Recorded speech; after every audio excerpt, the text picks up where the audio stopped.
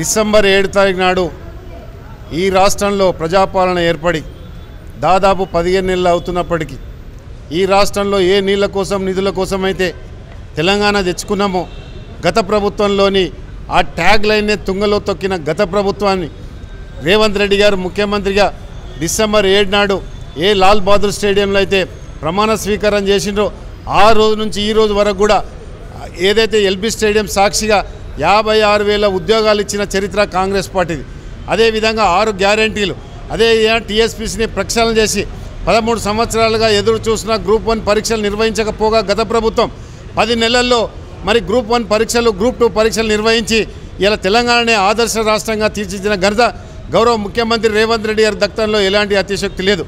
అదేవిధంగా జాబ్ క్యాలెండర్ను ఈ దేశంలో ఏ రాష్ట్రంలోనూ కూడా జాబ్ క్యాలెండర్ విడుదల చేయలే. జాబ్ క్యాలెండర్ విడుదల చేసిన రాష్ట్రము, అదేవిధంగా తెలంగాణ రాష్ట్ర అసెంబ్లీలో చట్టబద్ధత తీసుకొచ్చిన రాష్ట్రం కూడా గౌరవ ముఖ్యమంత్రి రేవంత్ రెడ్డి గారి దక్తంలో ఎలాంటి అతిశక్తి లేదు.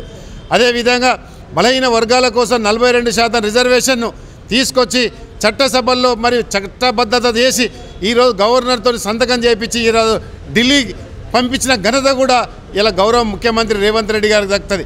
ఈరోజు అంబేద్కర్ జయంతి సాక్షిగా ఈరోజు మరి ఎస్సీ వర్గీకరణ జీవోను కూడా విడుదల చేయడము, ఇలా ఎస్సీ ఎస్సీ బీసీల పక్షపాతి గౌరవ ముఖ్యమంత్రి రేవంత్ రెడ్డి గారిని చెప్పక తప్పదు. రేవంత్ రెడ్డి గారు ముఖ్యమంత్రిగా చేపట్టిన నాటి నుంచి ఈ రోజు వరకు కూడా నిద్రలేని రాత్రులు గడుపుతూ ప్రజా సంక్షేమ ధ్యేయంగా, ఈ రాష్ట్ర అభివృద్ధి ధ్యేయంగా, ఈ రాష్ట్రంలోని మౌలిక సదుపాయాల ధ్యేయంగా, అదేవిధంగా రాజకీయ కోణంలో ఆలోచించక మానవీయ కోణంలో ఆలోచిస్తూ ముందుకు పోతున్న గౌరవ ముఖ్యమంత్రి గారికి సహకరించాలని ప్రతిపక్ష నాయకులను నేను కోరుతా ఉన్నాను. కానీ ముఖ్యమంత్రి గారు చేస్తున్న అభివృద్ధికి అడుగడుగున ఆటంకం కలిగిస్తూ ఈరోజు ప్రతిపక్ష నాయకులు కృత్రిమమైన ఆందోళన పొందుతున్నారు. వీరికి త్వరలోనే కాంగ్రెస్ పార్టీ అదేవిధంగా ఈ రాష్ట్ర ప్రజలు చెల్లుమనే విధంగా మరి రాబోయే రోజుల్లో ఈ పరిణామాలను చూస్తామని సందర్భంగా నేను చెప్తా ఉన్నాను. సన్న బియ్యం ఈ రాష్ట్రంలో ఏ రాష్ట్రం కూడా చేపట్టలేదు. ఇలా సన్న బియ్యం పండిస్తేనే 500 రూపాయలు బోనస్ ఇచ్చే ప్రభుత్వం కాంగ్రెస్ పార్టీ ప్రభుత్వం. అందుకనే రాష్ట్రంలో ఇలా సన్నాల కోసం కూడా ఇలా రాష్ట్రం అంతా ఒక మామూలు పేద కుటుంబంలో భోంచేసిన వ్యక్తి గౌరవ ముఖ్యమంత్రి రేవంత్ రెడ్డి గారని చెప్పగలరు. సన్న బియ్యాలు అందరూ పండించాలి, బోనస్ అందుకోవాలని సందర్భంగా నేను మనవి చేస్తాను.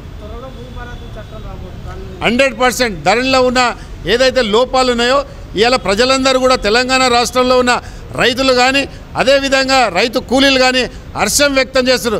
ధరణి మొత్తము దగులుబాజీ ధరణి ఇలా భూమాతలో ఇప్పుడు ఏదైతే కొత్తగా మనం ఆంక్షలు కానీ ఏదైనా కొత్త ప్రవేశపెట్టినామో అవన్నీ కూడా మరి సామాన్యునికి అందుబాటులో ఉండే విధంగా ఈ భూభారత్ చట్టం తీసుకురాబోతున్నాం. Subscribe us and press the bell icon for more interesting updates.